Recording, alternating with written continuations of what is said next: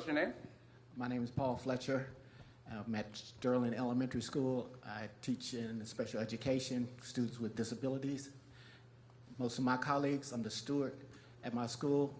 We get paid less. We get paid about $11.40 starting, and that's not a livable wage. I want to know what you will do to make sure that especially the teachers throughout the United States get paid a livable wage, no matter what their position is in the school system. Thank you. Paul, I first want to thank you personally as the brother of a special needs student who was in special education classes for her entire career in public schools.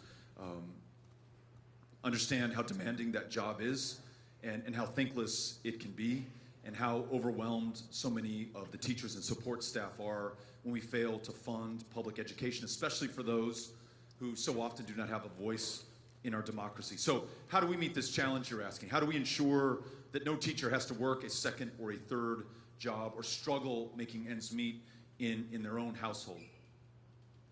If we fund our federal responsibility fully, then we're going to free up more resources at the state and the local school district level to make sure that we're investing in teachers, public educators, and everyone who interacts with that child over the course of the day. Someone earlier was pointing out it is that school bus driver who's going to know how that child is doing when they get on that bus Monday morning, how their weekend was, whether they're being treated well, whether they have the mental health care help or just the food and the calories to be able to learn in that classroom. The cafeteria worker, every single person in that school is responsible for every single child.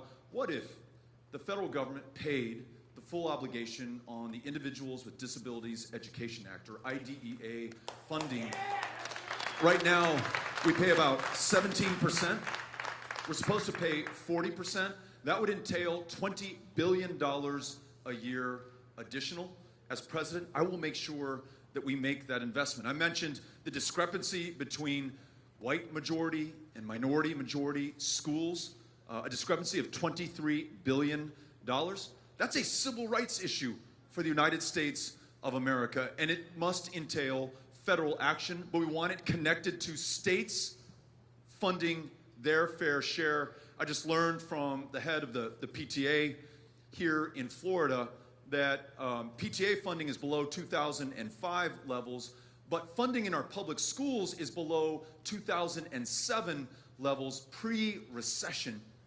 I don't want to reward Florida for its disinvestment in teachers in classrooms, so let's make that federal funding conditional on everybody doing their part and their fair share. When we do that, and we match that with one other great idea that I want to share with you, which is this notion that we ask you to take out loans for the privilege of teaching our children. I want to make sure that if you dedicate your life to public service, that we have a more robust and real-time public service debt forgiveness program. You don't wait for 10 years and go through the red tape and the bureaucracy and the paperwork. Year number one, we start paying you and paying your loans down so that you can afford to teach. So those are some ways in which we can meet this commitment. Thank you, Paul, for the question. Thank you. Appreciate it. Thank you.